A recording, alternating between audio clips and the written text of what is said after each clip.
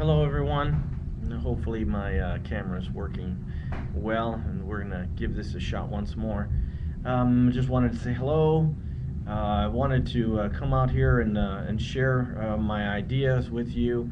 I know that everyone has been watching the news lately, and the world is full of conflict, and a lot of it is built around religions.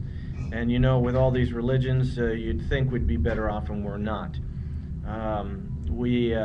We seem to see all these concepts that have come out, and there's even been countries that history has shown that have based themselves completely removed of religion. As a matter of fact, that Berlin just had its 20th anniversary of the Berlin Wall coming down, a country that was completely socialist, communist. Uh, Wanted to remove God from its borders, actually built walls and secluded the people and oppressed them so that they would have no choice but to follow the dictates of that government. And it is true to see that no matter how high the walls are built or where they're built, you can't escape God. There is no place, there is no barrier that can separate you from God because you have a conscience. Your conscience dictates, and you recognize that He is God and He doesn't change. Uh, in speaking about Berlin, I think of this utopian idea, these concepts. We see so many self-help books. We see ideas on television about how to improve your life, how you can be a better this or a better that, but yet still people are very unhappy. They work hard. Many find themselves as workaholics. Some people go to one extreme or the other. They're either peaked out on some kind of chemical dependency, or they find themselves at work or wrapped up in something else. Well, I'm here to say that I'm not here to oppress you. I'd just like to share you an idea that this utopia really maybe not as, well, maybe something that you're looking for, but maybe not in the right way. And one of the things that happened to me while I was in Berlin, and I'd like to share with you, is I was with some colleagues. We were looking out at the Holocaust Memorial there in downtown Berlin. It's a rather unique site.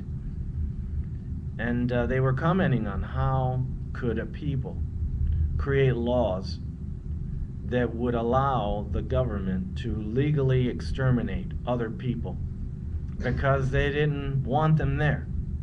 Killed millions of Jews, intellects, whatever it may be. There were millions of people, lives that were snuffed out according to their laws. And I found it rather ironic because I said, well, what do you think then of us? And the question, well, what do you mean us? Well, as Americans with the abortion issue. Out of convenience, I mean, we are killing millions of lives. And that's where I guess we can go just a little further when we see these ideas, these confusions that come in when not knowing the difference between what's really good and what's evil. We look around and we see the confusion. In my lifetime, I've seen the confusion that came out of Guyana, Waco, most recently the Twin Towers, and Fort Hood. People in the name of God out there destroying and killing and hating, but yet not recognizing that they didn't need to look that far to find the problem. We ignore the real issues. We try to improve, but what we're really doing is we're just doing a disservice to ourselves. We bring ourselves to this time in this era. I call it a postmodern era, where there is no truth, there is no standard. But that's the problem. There is a standard. There is a way of measuring good and evil. And I feel that when we hold that standard to ourselves, it humbles us, and we start recognizing some very important things. See, not everyone proclaims their own goodness. Everyone proclaims that they're, right in their own eyes. And again, there is a standard. And let me see if this makes any sense. I mean, have you considered God's commandments? And just two of them. I mean, lying and stealing. Thou shalt not lie, and thou shalt not steal. Have you ever known that if anyone would steal from you, how offended you'd be? Well, that's what I'm saying. There's a standard that no matter where you go, what country you're in, there's something that all people know. In the darkest recesses of whatever country that might be, if someone is stolen from, they know. They're upset and they would like justice.